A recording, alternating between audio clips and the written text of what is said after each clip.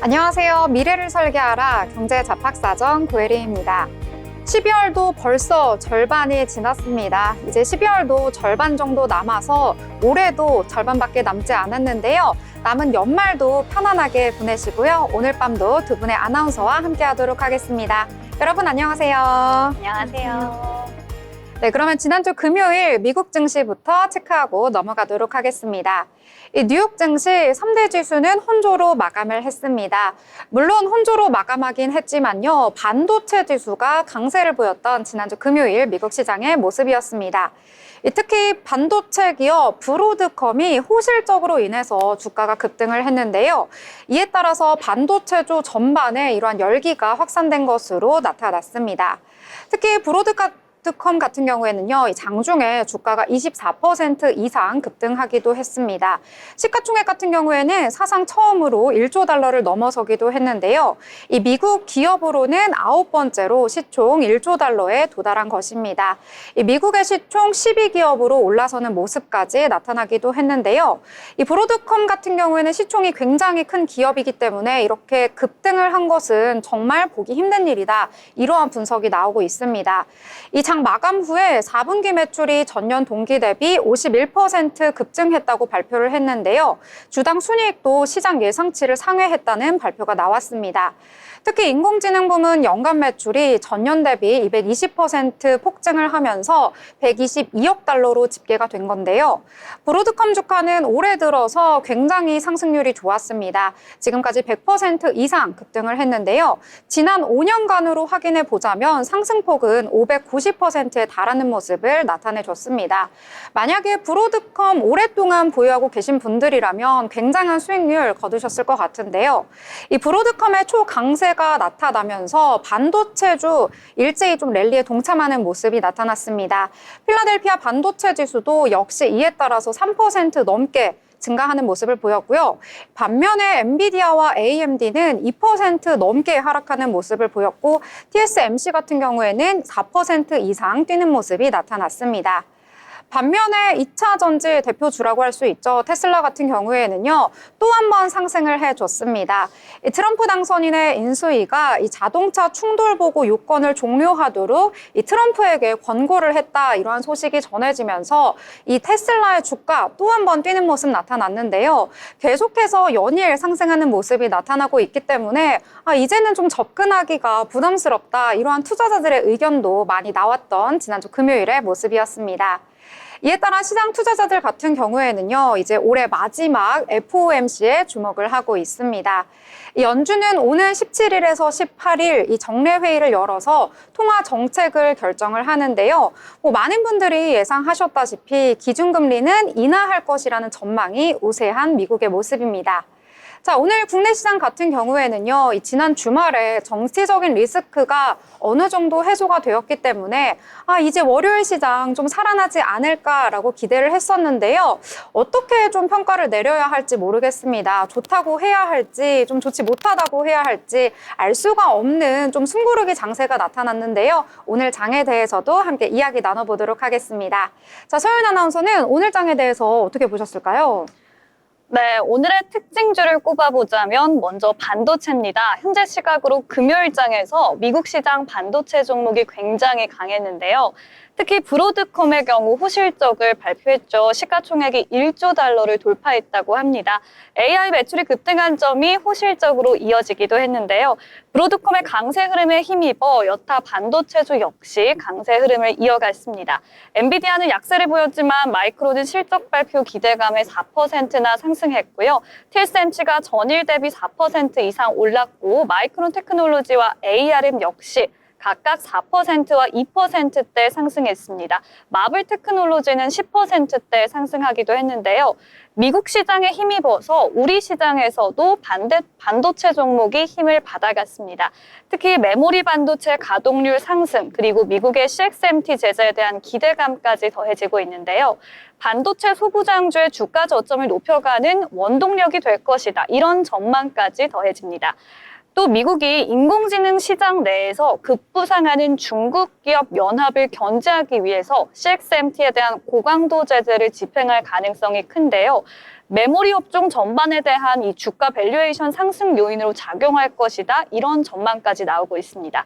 반도체로 이 지수 반등을 이끌어 갈지는 지켜봐야겠는데요. 네, 반도체 오늘 주목을 하셨는데요. 이 반도체 오늘장에서 특히 장비주 중심으로 좀 상승하는 모습이 나타났습니다. 참고하시면 좋을 것 같고요. 자, 지연 아나운서는 오늘장에서 어떤 테마 보셨을까요? 네, 제가 오늘 첫 번째로 꼽은 오늘의 테마는 유리기판 관련주입니다. 최근에 유리기판 관련 기업들의 주가가 들썩이고 있는데요.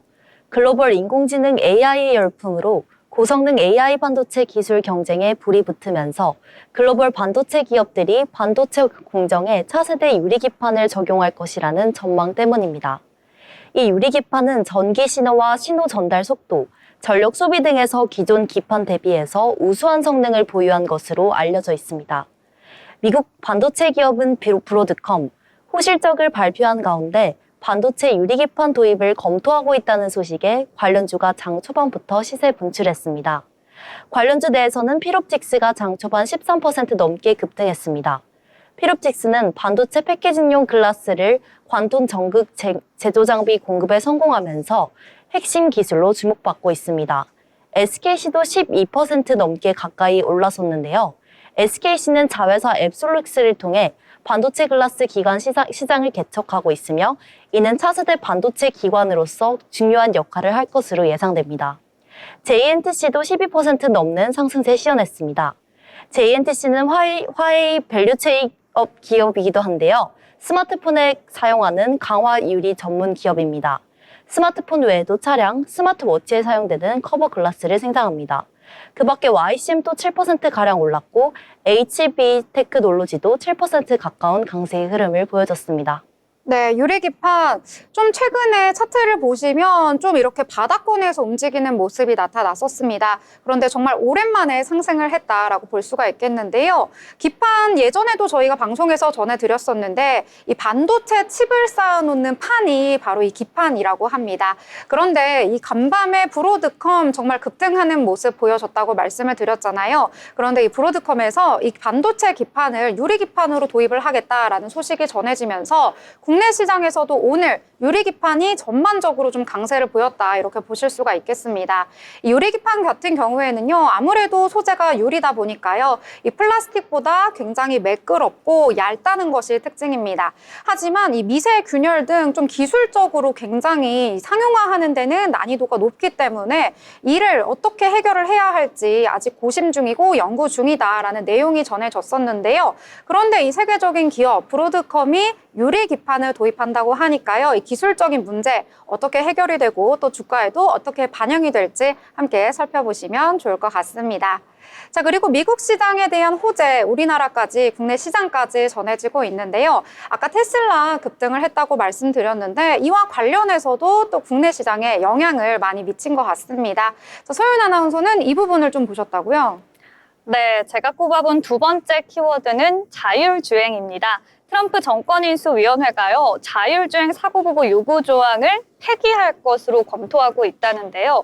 이런 보도가 나오면서 트럼프 행정부가 이 자율주행차의 사고 데이터 수집을 중단할 수도 있다, 이런 보도입니다. 결국에 가장 많은 사고를 보고하는 테슬라의 유리한 정책이 되는 건데요.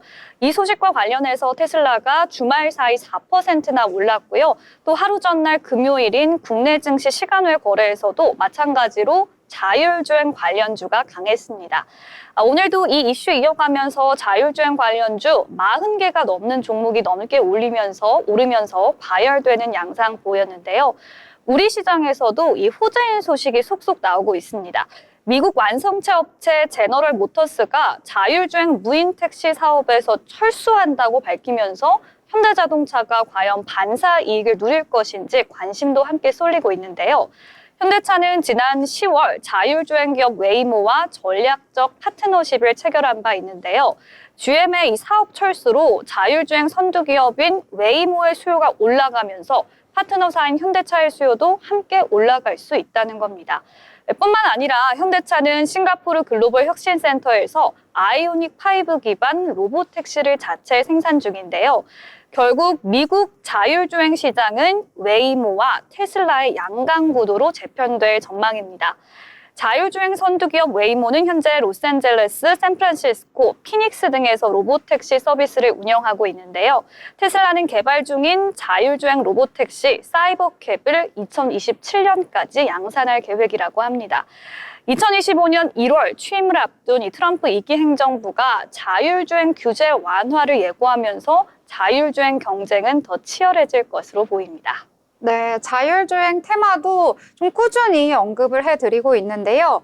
이 테슬라가 이제 무인 운전을 하게 되면서 사고를 원래 냈을 때는 정부에 보고를 해야 하는데 트럼프 정부가 들어서게 되면은 이 사고 데이터를 수집하지 않을 수도 있다라는 소식과 함께 사고가 났을 때도 이를 보고하지 않게 되면 좀 규제를 완화하는 측면이 있기 때문에 테슬라 주가에도 영향을 미쳤고요. 이에 따라서 이 자율주행과 관련된 업종에도 전반적으로 온기가 전해졌다 이렇게 보실 수가 있겠습니다.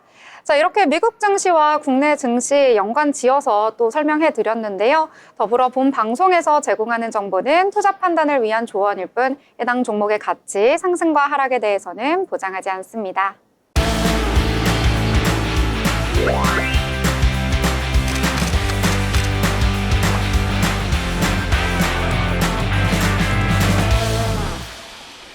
네, 이번 시간은 전국의 축제, 전시, 하프를 알아가 보는 시간이죠. 어디 갈까 시간입니다. 자, 오늘은 또 어디로 떠나볼까요? 너무나 기대가 되는데요. 오늘은 양세빈 아나운서와 함께 하도록 하겠습니다. 어서 오세요. 네, 그럼 세빈 아나운서 오늘은 어디로 떠나볼까요? 네, 이번 주말은 영화 속 한 장면처럼 특별한 경험을 할 수 있는 곳으로 안내해 보려 합니다. 무려 영화와 미술이 만나 새로운 세계를 선보이는 전시회입니다. 바로 우연히 웨스 앤더슨 2입니다. 네, 3년 만에 돌아왔다고 하더라고요. 이게 굉장히 유명했어가지고 예전에 여기 방문해서 사진 찍는 분들도 굉장히 많았었는데 우연히 웨스 앤더슨 2 어떤 전시인지가 너무나도 궁금한데요. 자세한 소개 부탁드리겠습니다. 네, 웨스 앤더슨 감독의 독특한 미학을 사랑하는 팬이라면 설레지 않을 수가 없겠는데요. 이번 전시는 웨스 앤더슨 영화와 세계관을 재해석한 공간으로 관람객들을 초대합니다. 특히 이번엔 더 풍부한 콘텐츠와 화려한 연출이 돋보인다고 하는데요. 우연히 웨스 앤더슨 2는 그라운드 시소 센트럴에서 열리며 감독 특유의 색감과 대칭미를 그대로 구현한 공간으로 꾸며졌습니다. 영화 속 한 장면에 들어간 듯한 체험을 할 수 있는 공간입니다. 전시 기간은 2024년 10월 18일부터 2025년 4월 13일까지 매일 10시부터 저녁 7시까지 관람이 가능합니다. 주말에도 전시를 하고 있어서 직장인분들도 쉽게 관람하실 수 있으십니다. 네. 이 웨스 앤더슨 전시는 이 독특한 컨셉이 특징이잖아요. 그래서 저는 한 번도 가본 적이 없었는데 혹시 어떤 주제로 영화를 만들었는지 이 부분도 엄청 궁금하더라고요. 전시 소개에 앞서서 웨스 앤더슨이 어떤 감독인지 소개해드리려 하는데요. 웨스 앤더슨은 조숙과 유치함이 공존하는 별난 캐릭터들을 인공적인 미장센으로 풀어내며 무덤덤한 표정을 가장한 낭만적인 인디 코미디의 장인이라고 할 수 있습니다. 자기 색깔과 비전이 확고하기 때문에 이제 컬트적인 팬들이 많은 감독이고요. 특히 화면 색채가 아름다워 인기가 무척 많습니다. 영화 철학이 뚜렷하여 배우들에게 즉흥 연기를 대체로 허용하지 않는다고 할 정도로 완벽주의적인 작품을 하는 감독이고요. 통제된 상황에서 구상한 장면을 구현하는 스타일을 지녔습니다. 선명한 색감과 실제 동화책을 보는 듯한 평면적인 연출을 통해 단단하게 팬층을 쌓아온 웨스 앤더슨. 그는 강박적이라고 해도 좋을 만큼 구도를 대칭적으로 조율하고 의도적으로 색감을 제한합니다. 그의 영화에는 소위 한가닥이라고 하는 배우들이 대거 출연하지만 그 누구도 자신의 존재감을 드러내지 않습니다. 이곳은 웨스 앤더슨의 세계라는 것을 강조하듯이 작은 모형 세계 속 인형처럼 연기하는데요. 극적인 연출이나 카메라 무빙도 없기 때문에 마치 페이지가 넘어가듯 장면이 전환되어 동화책을 읽고 있는 느낌마저 줍니다. 미장센에 있어 완벽주의자라는 평을 받는 그인 만큼 그는 천작에 자신의 지배 아래서 연출을 진행합니다. 자연스럽게 충동했을 때 주는 폭발적인 에너지를 오히려 거부하는 그는 한마디로 영화의 신이라고 볼 수 있습니다. 네, 그렇다면 이 앤더슨에게 어떤 대표작이 있는지 궁금한데요. 네, 보시는 것처럼 여러 인기작이 있지만 그랜드 부다페스트 호텔은 웨스 앤더슨 감독에게 가장 큰 명성을 안겨준 메가 히트 작품으로 2014년 베를린 영화제의 개막작이자 은곰상 수상작이기도 합니다. 영상미 영화라고 하면 빠지지 않고 등장하는 작품인 만큼 제87회 아카데미 시상식에서 음악상, 미술상, 의상상, 분장상을 수상하기도 했습니다. 포스터만 보면 아기자기하고 동화 같은 이야기일 것이라 생각하시지만 의외로 묵직하고 잔혹한 이야기가 들어있습니다. 어른을 위한 동화에 가까운 작품, 전작들이 동화 같은 세계라면 그랜드 부다페스트 호텔은 그 안에서 폭력적인 시대상과 그 안에서 꽃피우는 문화예술이 완벽하게 정돈되어 있는 작품이죠. 파시즘에 대한 이야기부터 공산주의의 몰락, 그리고 간간히 등장하는 19금적인 요소가 이 영화를 마냥 흘러가게 두지 않습니다. 아기자기하고 섬세한 비주얼이 유명하지만 층층이 쌓인 스토리도 둘러볼만 합니다. 네, 정말 들으면 들을수록 참 예술적인 감독이다 이런 생각이 드는데요. 그렇다면 이 앤더슨 감독의 작품은 미학적으로 어떤 특징이 있나요? 그랜드 부다페스트 호텔은 감독인 웨스 앤더슨은 세심한 대칭과 생생한 컬러 팔레트가 특징적인 독특한 시각적 스타일로 유명합니다. 관객으로서 영화의 시각적 아름다움을 가장 먼저 느낄 수 있는 것은 감독의 독특한 렌즈 연출을 통해서 나오는데요. 감독의 독특한 렌즈는 색상의 교향곡과 완벽하게 균형 잡힌 구성을 매끄럽게 엮어냅니다. 모든 장면의 대칭적인 프레임은 시각적인 잔치가 되어 매혹적이고 미학적으로 즐거운 질서와 균형 감각을 만들어냅니다. 그랜드 부다페스트 호텔은 자체의 깔끔한 디자인으로부터 세심하게 배치된 미장센까지 관객은 모든 프레임이 예술 작품이 시각적 광경을 보게 되는데요. 시각적 대칭에 대한 웨스 앤더슨의 노력은 영화의 향수를 불러일으키는 만큼 매력을 더할 뿐만 아니라 전반적인 시청 경험을 향상합니다. 앤더슨이 사용하는 생동감 넘치는 컬러 팔레트는 영화의 시각적 매력을 한층 더 높여줍니다. 각 색상은 정밀하게 선택되어 특정 감정을 불러일으키고 이야기를 형성합니다. 호텔의 파스텔톤 인테리어와 차분한 외부 세계의 뚜렷한 대조는 영화의 코믹한 요소와 극적인 요소를 반영하는 시각적 이분법을 만들어냅니다. 청중으로서 우리는 이 만화경에 빠져들지 않을 수가 없는데요. 각각의 색조는 그랜드 부다페스트를 정의한다고 볼 수 있습니다. 네, 엄청 또 유명한 전시여가지고요. 많이 좀 들어보셨을 것 같아요. 시청자분들께서도 이번에 전시가 다시 열린다고 하니까 너무나도 반가운 소식일 것 같은데요. 이 영화적으로도 디테일하게 설명을 잘 해주셨는데, 자, 그렇다면 전시에는 또 어떤 특징이 있는지 궁금한데요. 네, 미국의 한 부부가 우연히 웨스 앤더슨 감독의 영화를 보고 영화 감독만의 감성이 담긴 장소를 모아 인스타그램 계정에 올린 것이 시작이 되었다고 하는데요. 그 이후로 전 세계 팔로워들이 모험가라는 이름으로 다양한 사진들을 공유하고 있습니다. 우연히 웨스 앤더슨 2의 사진은 크게 세 가지 특징을 가지고 있는데요. 대칭적인 구조, 그리고 강렬한 무늬, 파스텔 색감, 이렇게 사진을 보면 이 세 가지 특징을 모두 갖추고 있음을 알 수가 있죠. 이번 전시는 시즌 1에 비해 모험이라는 키워드를 강화해서 여행을 어떻게 하느냐에 초점을 더 맞췄다고 합니다. 테마 자체는 새로워졌지만 웨스 앤더슨 특유의 구도와 색감 덕분인지 익숙함과 새로움을 동시에 느낄 수 있던 전시였습니다. 작품 하나하나가 새로웠고 아름다웠지만 이번 전시가 더욱 만족스러웠던 요소 중에 하나는 익숙함과 새로움을 동시에 느낄 수 있던 전시였습니다. 네, 직접 참여해 볼 수 있는 포인트들이 있었다는 점인데요. 그의 작품을 통해 풍경을 보는 것만으로도 의미가 있었지만 전시관 곳곳에 비치된 돋보기로 작품을 자세히 들여다보고 호텔에 체크인하는 것처럼 카드키를 뽑아보고 전자 엽서를 보내는 것 등 다양한 활동도 즐길 수 있습니다. 이렇게 웨스 앤더슨의 세계로 빠져보는 시간을 가졌는데요. 영화 감독인 동시에 연출거장 웨스 앤더슨 가족이나 연인들과 함께 가볍게 즐겨보시면 좋겠습니다. 네, 이 그랜드 부다페스트 영화 또 팬들 매니아층이 굉장히 많더라고요. 이번 전시 더욱더 반갑게 느껴지실 것 같은데요. 친구들과 가족들과 연인들과 함께 방문해 보시면 좋을 것 같습니다. 지금까지 알찬 소식 전해주신 양세빈 아나운서 감사합니다.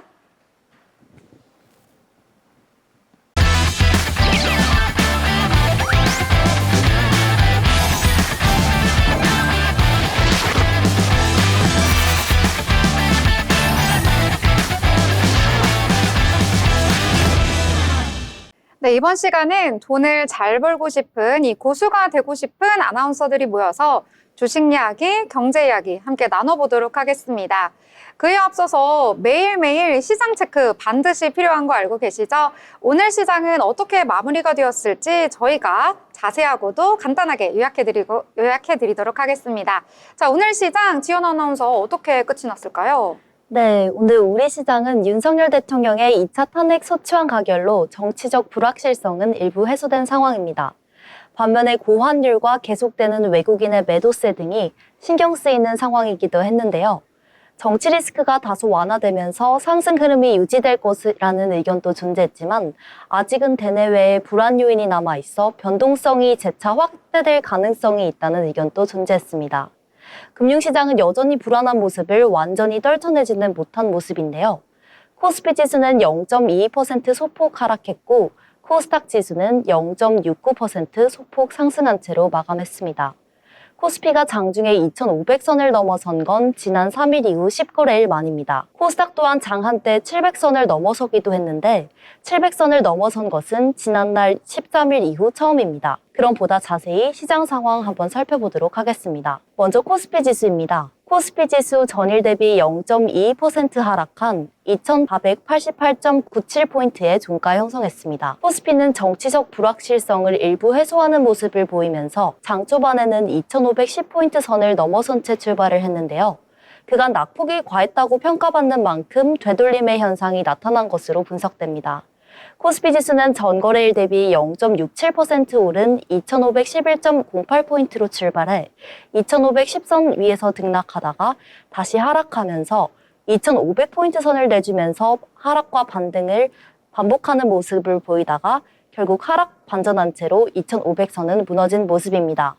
매수 우위를 보였던 기관 투자자가 매도세로 돌아서면서 지수가 낙폭을 줄인 채로 등락한 모습으로 마무리됐습니다. 다음으로 코스닥 지수 한번 살펴보도록 하겠습니다. 코스닥 지수는 전일 대비 0.69% 상승한 698.53포인트의 종가 형성했습니다. 코스닥 지수 또한 장 초반의 전거래일보다 1% 오른 690선에서 거래되면서 700선 탈환을 시도했습니다. 전반적으로 코스닥은 강세의 흐름을 유지했습니다. 다음으로 수급 상황도 한번 살펴보도록 하겠습니다. 먼저 코스피 수급입니다. 유가 증권 시장에서는 외국인과 기관의 동반 매도세가 나타났고 개인 홀로 순 매수하는 모습을 보여줬습니다. 외국인은 4,782억 원의 팔자 포지션, 기관도 23억 원을 파로 치었고 개인만 홀로 3,689억 원치의 매수 우위를 기록했습니다. 개인이 홀로 순 매수했지만 기관과 외국인의 매도세를 당해내지는 못한 모습입니다. 이어서 코스닥 수급 보시죠. 코스닥 시장에서는 개인 홀로 사자 포지션을 취하면서 2,090원치를 사들였고 외국인과 기관은 각각 1,168억 원, 771억 원치를 팔아치웠습니다. 다음으로 종목 흐름 또 한번 체크해 봐야겠죠. 전체적인 코스피 시가총액 상위 10개 기업은 혼조세의 흐름을 나타냈습니다. 먼저 코스피 시가총액 상위 1위부터 10위까지의 종목들을 자세히 살펴보겠습니다. 종목별로 등락이 엇갈린 가운데 삼성전자는 0.89% 정도 하락했습니다. 대통령 탄핵안이 통과된 것은 불확실성의 완전한 해소가 아닌 첫걸음이라는 점을 짚어볼 필요성이 있고 헌법재판소의 임명 등 상황이 유동적이고 한국 경제 지표가 둔화를 가리키고 있어 불확실성을 일부 덜어낸 것은 맞지만 정책과 거시 경제에 대한 명확성이 나올 때까지는 증시가 제한적인 등락을 보일 것이라는 의견이 존재한 만큼 코스피 대장주인 삼성전자도 약보합으로 하락으로 마친 채로 마무리됐습니다. 반면에 반도체 대장주인 SK하이닉스는 2.17%의 상승 흐름을 보여줬습니다. SK하이닉스가 올해 역대 최대 실적을 기록할 것으로 전망된다는 결과 덕분이었는데요. 금융투자 업계가 전망하는 연간 영업이익은 무려 23조 원이 넘고 올 1분기에서 3분기 사이 누적 영업이익은 15조가 넘는 수치를 달성했습니다. LG에너지솔루션은 0.5% 하락했습니다. LG에너지솔루션은 2020년 이후 매년 실적 가이던스를 초과 달성해온 모범생이었으나 2023년 하반기부터 본격화한 주요국 전기차 판매량 감소와 배터리 판매가 하락 등으로 2024년 실적 가이던스를 하향 조정해야 했습니다. 엎친 데 덮친 격으로 전기차 확산에 반대하는 트럼프 대통령이 정권을 다시 잡은 상황이 하락에 영향을 미친 것으로 풀이됩니다. 한편 제약 바이오주의 흐름은 오늘 좋았습니다. 삼성 바이오로직스는 1% 정도 상승했고 셀트리온 또한 1.5% 정도 상승했습니다. 이는 올해 의약품 수출액 이익이 발표된 덕분인데요. 지난해 전체 수출 실적을 이미 넘어선 것으로 발표됐습니다. 이 추세에 따르면 코로나 특수로 역대 최대 실적을 달성했던 2021년 이후로 두 번째로 높은 수출액을 기록할 것으로 전망됩니다. 차 관련주들의 흐름은 오늘 좋지 않았는데요. 현대차 2% 정도 하락, 기아도 3% 정도 하락했는데요. 코로나19 기간 동안 호황을 누렸던 자동차 업체들이 전기차 전환과 도널드 트럼프 대통령의 재집권에 따른 정책 변화, 보호무역 등의 부상, 중국 업체들의 빠른 성장 등에 직면한 상태라고 보도한 바 있습니다. 한편 네이버는 2% 가까운 상승을 보여줬는데요. 1년 내내 바닥을 찢던 국내 대표 플랫폼 기업 네이버와 카카오의 주가가 상승세를 보이면서 부활 조짐을 보이고 있습니다. 양사 모두 올해 3분기 깜짝 실적을 발표하고 내년부터는 본격화하는 인공지능 사업의 수익화 계획을 발표하면서 성장 가능성과 투자 가치가 높아졌다는 평가 또한 나오고 있습니다. 특히 네이버의 최근 한 달 상승률은 15%에 달하는 모습입니다. 그럼 다음으로 코스닥 시가총액 상위 종목들도 한번 살펴보도록 하겠습니다. 코스닥도 코스피와 마찬가지로 상위 10개 종목이 혼조세의 흐름을 보여줬습니다. 코스닥 대장주이자 제약 바이오주인 알테오젠은 2% 넘게 하락하면서 매도 상위 종목 1위에 올랐습니다. 알테오젠은 앞서 12일과 13일 2거래일 연속 올랐지만 금일장에서 상승 흐름을 잇지는 못했습니다. 장 초반 32만 5천 원까지 오르는 듯 했으나 약세로 전환한 채로 하락 마감했습니다. 2차 전지주인 에코프로 형제들은 하락한 모습인데요. 에코프로비엠은 2.14% 하락했고 에코프로 또한 0.83% 하락했습니다. 달러 강세가 지속되면서 원자재 수입 의존도가 높은 2차 전지 기업들의 주가가 하락하는 모습입니다. 특히 에코프로는 최근 전기차 개즘, 즉 일시적 수요 둔화에 빠졌습니다. 매출은 늘었지만 영업이익과 순이익은 시간이 갈수록 하락하고 있는데요. 이 영향을 받아 흐름이 좋지는 못했습니다. HLB는 1% 가까운 하락세로 마감, 장중에 2% 넘는 상승도 보여줬는데요. 카이스트가 HLB와 난치성 질환 신약 개발을 위해 협력한다는 소식 덕분입니다. 암이나 파킨슨병 등 신약을 발굴하기 위한 상호 협약을 맺었다고 밝혔습니다. 카이스트 총장은 이번 협약으로 바이오 분야에서의 신약 개발과 기술 전진을 적극 지원하겠다는 기대의 뜻을 전한 바 있습니다. 리가켄 바이오는 3% 정도 하락, 휴젤도 1.5%가량 하락했고 엔캠 또한 0.29% 하락한 한편 미용기기 업체인 클래시스는 2.73% 상승했습니다. 재생의학 전문기업인 파라리서치는 5.5%의 강세 흐름을 보여줬습니다. 파라리서치는 올해 5천만 불 달성을 기록하면서 지속적으로 해외 시장을 확대해 나가고 있습니다. 특히 이번 수상은 글로벌 에스텍트 시장에서 리쥬란을 중심으로 한 수출 확대가 주요 요인으로 작용했습니다. 그럼 계속해서 저희 방송과 함께 하시면서 시장의 방향성 확인해 보겠습니다. 시황을 마칩니다. 네, 오늘 시황 자세히 전해주셨습니다. 오늘 코스피와 코스닥 살펴보시면은요, 코스피 같은 경우에는 장 초반에 상승하면서 출발을 했습니다. 이 정치적 리스크가 이 주말에 어느 정도 해소됐다라고 보면서 상승 출발을 했었는데요. 하지만 장중에 등락을 거듭하다가 결국에는 하락 전환하면서 마감이 됐습니다. 이 장중에 달러 원 환율이 오르면서 이 상승폭 일부 반납하면서 거래를 마친 건데요. 전일 대비 0.22% 내리면서 2,488선에서 거래를 마치면서 닷새 만에 약세로 마감을 했다, 이렇게 보실 수가 있겠습니다. 코스닥 같은 경우에는 좀 분위기가 그래도 달랐는데요. 코스닥은 전일 대비 0.69% 상승하면서 698선에서 거래를 마쳤습니다. 장중에는 700선 넘게 오르기도 했었는데 약간은 줄어든 모습으로 마감을 했습니다. 그래도 700선 정말 바짝 다가가면서 마감을 했는데요. 이 탄핵 정국 이전의 수준을 모두 회복을 했다, 이렇게 이렇게 보실 수가 있겠습니다. 오늘 수급 같은 경우에도요. 오늘 코스피에서는 개인은 오늘 매수하는 흐름 나타났습니다. 계속해서 좀 매도했던 개인들 다시 돌아와주는 모습 나타났지만 외국인 같은 경우에는 여전히 좀 매도로 대응하는 모습 나타나면서 계속해서 매도로 대응하면서 6거래일째 매도 랠리 펼치고 있다 이렇게 보실 수가 있겠습니다. 그나마 코스피에서 기관은 계속해서 매수를 하고 있다 이렇게 보실 수가 있겠고요. 오늘 같은 경우에는 시가총액 상단이 좀 혼조세를 보였다라고 보실 수가 있겠습니다. 어떤 종목이 큰 폭으로 올라서 뭐 지수를 끌어주거나 받쳐줬다라기보다는요. 이 모두 다 조금 비슷하게 오르고 내렸기 때문에 지수의 변동폭이 그렇게 크지 않았다 이렇게 분석하실 수가 있겠습니다. 특히 오늘 같은 경우에 반도체 투톱 중에 삼성전자 같은 경우에는 장 초반에는 좀 상승하는 모습을 보여줬는데 이 오전 중에 하락 전환한 이후에 결국에는 0.89%, 1% 가까이 하락을 하면서 마감을 했다라고 보실 수가 있겠고요. SK하이닉스는 반면에 오늘 탄탄한 상승세 이어지면서 오늘 2%대 상승 마감을 했습니다. 오늘 같은 경우에는요, 전체적으로 업종별로 살펴봤을 때 통신업이 가장 좀 큰 폭의 오름세를 보였다라고 보실 수가 있겠습니다.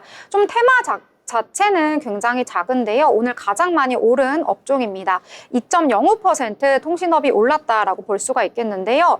이 밸류업 지수 리밸런싱에 이 통신주가 포함될 것이다라는 소식이 전해지면서 오늘 KT, SKT, LG U+까지 모두 다 오르는 모습이 나타났습니다. 지금 했던 시가총액 상단에 위치한 종목 중에 그래도 좀 큰 폭으로 상승했다라고 볼 수 있는 것이 바로 코스닥에서 신성 델타테크인데요. 오늘 13%대 상승하면서 마감을 했습니다. 이 장중에는 VI가 발동되면서 조금 이 상승세를 누르려는 모습까지 나타나기도 했었고요. 이 신성 델타테크 같은 경우에는 이 지난주에 기관들이 순매수했던 그런 종목 중에 1위다 이렇게 보실 수가 있겠는데요. 지난주에 이어서 오늘도 좀 강세를 이어갔다 이렇게 보실 수가 있겠습니다. 자, 오늘장 어떻게 좀 방향성 잡아야 할지 어려운 시장인 것 같습니다. 시장은 FOMC에 주목을 하고 있는데요. 관망세도 좀 나타나고 있고 차익 실현 매물까지 나오면서 시장이 위로 갈지 아래로 갈지 좀 찾기가 어려운데 그럼에도 오늘장에 대해서 함께 이야기 나눠보면서 저희 같이 지혜를 모아보도록 하겠습니다. 자, 그러면 오늘장 어떤 테마 주목해 보셨을까요? 네, 저는 대왕고래에 주목했는데요. 대왕고래라는 말 한 번쯤 들어보셨죠? 네, 대왕고래 프로젝트는 동해 해저 유망 구조에 실제로 가스 석유가 묻혀 있는지 확인하는 탐사 시추 작업인데요. 이번 주부터 본격적으로 시작합니다. 시추선이 웨스트 카펠라호는 오는 17일에서 18일에 출항을 해서 동해 대왕고래 유망 구조 내에 지정 해역으로 이동하게 되는데요. 20일 무렵부터 첫 탐사 시추가 시작될 예정입니다. 이런 이슈를 소화하면서 대왕고래 관련주들 일제히 상승하는 모습이었고요. 사실상 첫 시추기 때문에 1차 시추 결과가 특히 중요할 것으로 예상이 됩니다. 가스 석유 매장 가능성이 구체적으로 확인되지 않으면 추가 탐사 동력 확보가 어려울 수 있다는 관측도 나옵니다. 대왕고래 유망 구조는 동해 8광구 그리고 6-1광구 북부에 걸쳐 동서방향으로 길게 형성이 된 모습인데요. 직선거리로 가장 가까운 도시인 포항에서 동쪽으로 50km 이내로 자리 잡은 것으로 전해집니다. 웨스트 카펠라호는 1km 이상 드릴을 내려서 해저 지형을 뚫고 들어가서 암석을 채취할 계획인데요. 이후 이 석유공사의 위탁을 받은 미국 유전 개발 회사 슐럼버거가 암석과 가스 등 성분을 분석하는 이수 검증 업무를 수행할 예정입니다. 산업부와 석유공사는 이 드릴 작업을 통해서 시료를 확보하는 데만 2개월 정도의 시간이 걸릴 것으로 예상하고 있는데요.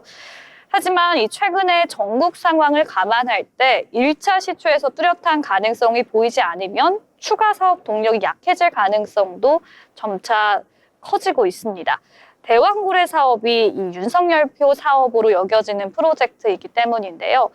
야당이 그간 대왕고래 사업이 불투명하게 진행됐다고 비판해온 상황에서 1차 시추에서 뚜렷한 가능성이 보이지 않으면 이 추가 사업 동력이 약해질 거라는 관측이라는 건데요.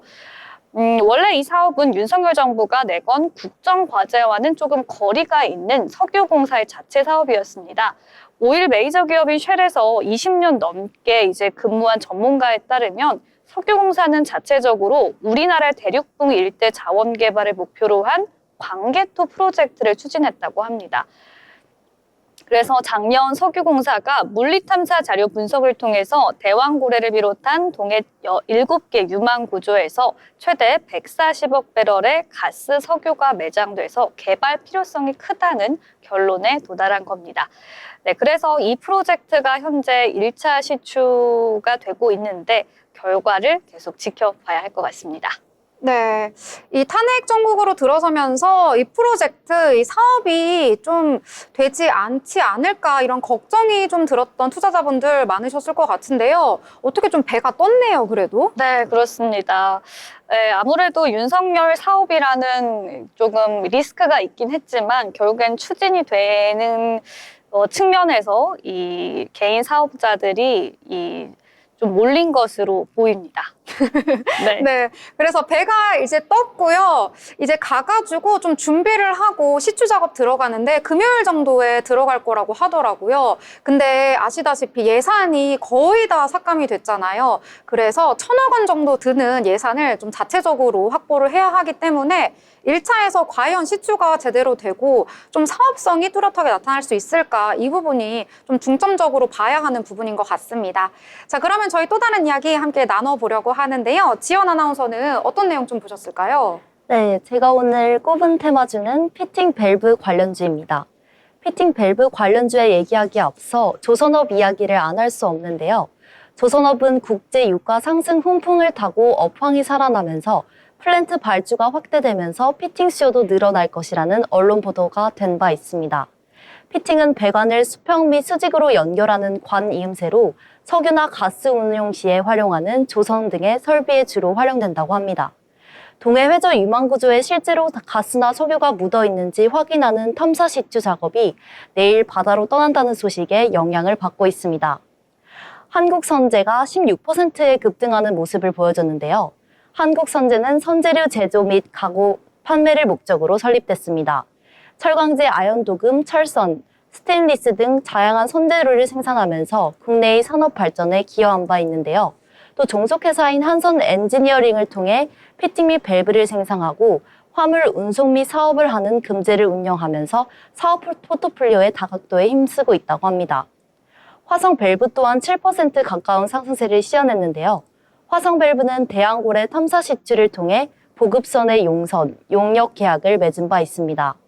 한선 엔지니어링 또한 2.7% 상승했습니다. 미국 1위 생산 업체 HEP와 고체 산화물 연료 전지를 공급하는 계약을 체결했다는 소식에 한신 엔지니어링 또한 주가가 올랐습니다. 그 밖에 DK락도 2.4%의 오름세를 기록했고 BMT 역시 2%가량의 상승세를 보여줬습니다. 네. 저는 피팅 밸브 해가지고 사실 저희 시장에서 잘 안 다루는 내용 쪽이잖아요. 근데 오랜만에 좀 강세를 보였더라고요. 그래서 이게 어떻게 생긴 거지 하고 찾아봤더니 제가 어제 옷걸이를 사서 조립을 좀 했거든요. 네. 근데 그 조립하는 이음새랑 거의 똑같이 생긴 거예요. 그래서 이게 피팅 밸브구나 이렇게 제가 알았는데 이 피팅 밸브가 또 알아보니까 한 번 납품을 하면은 또 지속적으로 유지 보수를 해야 하기 때문에 이 자재가 한 번 납품이 된 이후에 좀 지속적으로 납품이 된다고 하더라고요. 그래서 좀 작은 부분이지만 그래도 나름대로 잘 나가는구나 이런 생각이 들었던 쪽이었다. 이렇게 보실 수가 있겠습니다. 자, 이렇게 피팅 밸브 이야기를 하다 보니까요. 저 연관지어서 좀 조선 쪽 얘기하면 좋을 것 같아요. 조선 쪽 내용 좀 보셨다고요? 네, 사실 조선은 오늘 하락 테마주인데요. 국내 조선사들이 8년 만에 최저 수주 비율을 기록할 것으로 전망이 됐습니다. 중국의 4분의 1 토막 수준인데요. 다만 이 국내 조선사는 고부가 가치 선박 위주로 수주를 하고 있어서 큰 걱정은 아니다 이런 분석도 나오고 있습니다. 하지만 시장에서는 이 이슈를 조금은 부정적으로 바라보는 상황입니다. 사실 조선업은 국가 지원에 크게 의존하지 않는 산업이라고 하는데요. 현재와 같은 이 정치적 혼란에서 비교적 자유로운 편이라고 합니다. 특히 비상계엄 탄핵 사태에 따른 고환율은 오히려 조선업에 유리하게 작용하고 있는데요. 선박 수출 대금을 달러로 받는 조선사들은 환율 상승의 수혜를 직접적으로 누릴 수 있어서입니다. 올해 들어 원달러 환율이 10% 이상 상승하기도 했죠. 하지만 올해 한국 조선업 수주 실적이 우려스러운 수준인데요. 클락슨 리서치에 따르면 올해 1월부터 11월까지 한국의 신조선 수주량은 1,092만 CGT로 전 세계 수주량 18%에 불과했다고 합니다. 2016년 이후 가장 낮은 수치인데요. 같은 기간 중국은 4,177만 CGT를 수주하면서 전체 69%를 차지하기도 했습니다. 중국의 물량 공세에서 한국 조선업계가 밀리는 모습인데요. 그럼에도 전망은 밝은 편입니다. HD 한국조선해양은 이미 올해 연간 수주 목표액을 초과 달성했고 다른 주요 조선사들도 양호한 실적을 발표하고 있습니다. 클락슨 리서치에 따르면 지난달 전 세계 선박 발주량은 지난해 같은 기간보다 20%나 증가했다고 합니다. 한국은 이 가운데 29%를 수주하면서 점유율을 높여가고 있고요. 지난 8월 1%를 그쳤던 점유율이 9월 16%, 10월 26%로 꾸준히 상승하고 있습니다. 다만 이 중장기적인 관점에서 고려해야 한다는 지적도 같이 나옵니다. 트럼프 당선인은 환경정책 후퇴와 관세율 상향 조정을 공약으로 내세우고 있는데요. 이것은 이 친환경 선박 발주 감소로 이어질 수 있다, 이런 우려도 나옵니다. 특히 친환경 기술의 강점을 보유한 한국 조선사에 큰 타격이 될 수도 있기 때문인데요. 보호무역주의 강화가 교역량 감소를 초래해서 선박 발주에 부정적인 영향을 미칠 가능성도 있다, 이런 관측도 나옵니다. 네. 조선 같은 경우에는 오늘 좀 하락을 했더라고요. 조선이 어떤 날은 뭐 슈퍼사이클에 들어갔다라고 해서 오르고 또 어떤 날은 내리고 하다 보니까 좀 작은 파도가 일고 있는 것 같습니다. 투자하실 때 참고해보시면 좋을 것 같습니다. 저는 오늘 좀 가볍게 좀 이야기해 보려고 하는데요. 의료기기 쪽이 오늘 또 강세를 보였더라고요. 그래서 또 우리 여자 셋이 모였으니까 의료기기, 미용기기 얘기해보면 좋을 것 같아가지고 한번 얘기해 보려고 하는데요. 지연 아나운서는 혹시 좀 뷰티 쪽으로 사용하는 미용기기 같은 거 있을까요?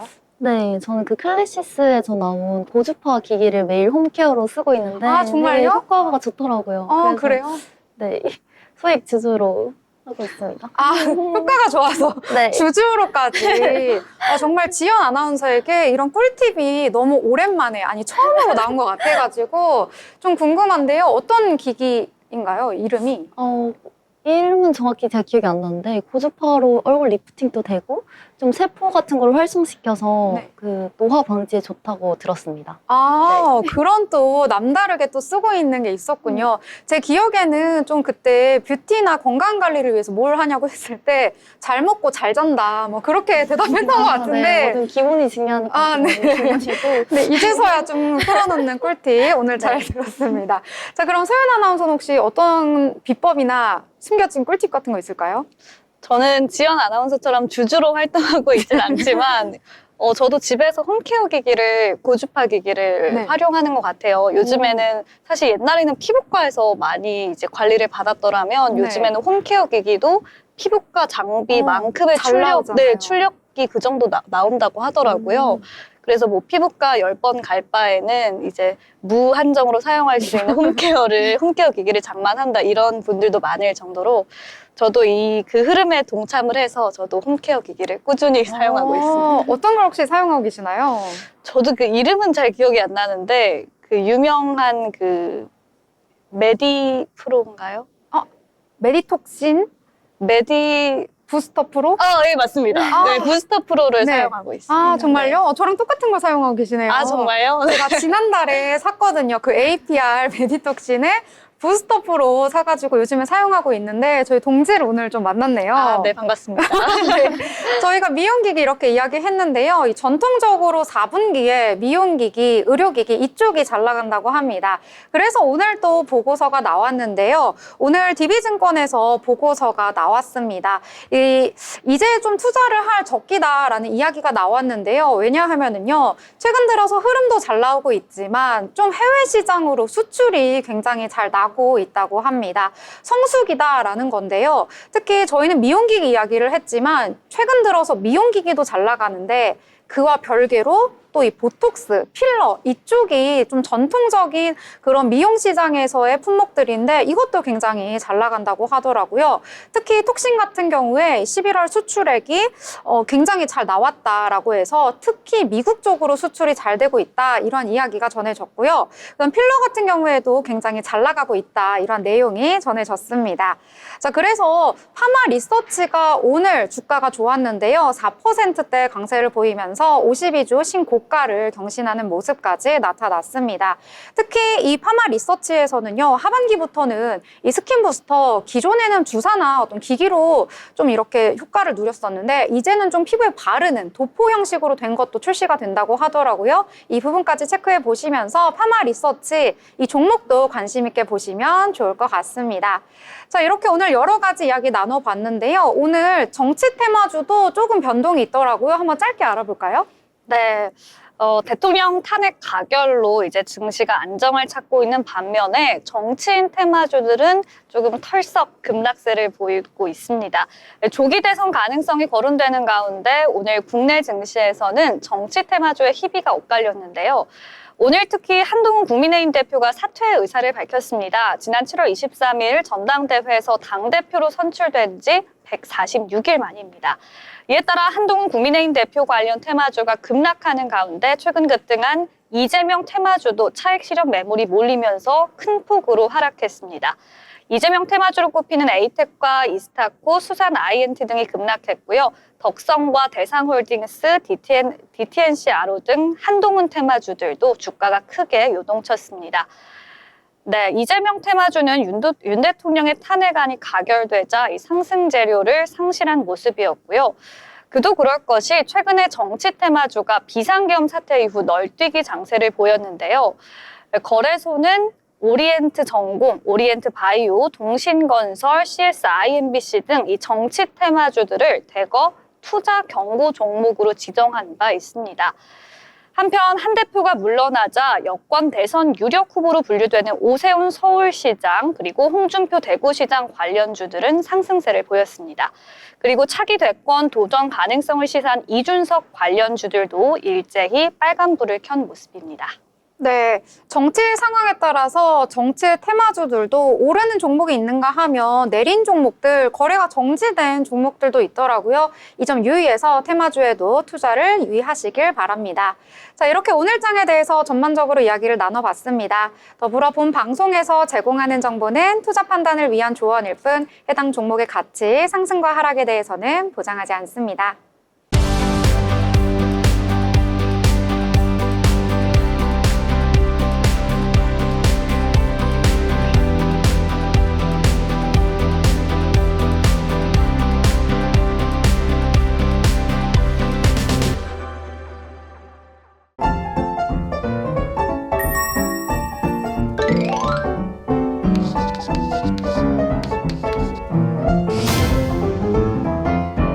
네, 오늘 장에 대해서 저희 한 줄로 한번 마무리해 보려고 하는데요. 자, 지연 아나운서는 오늘 장 한 줄로 어떻게 표현할 수 있을까요?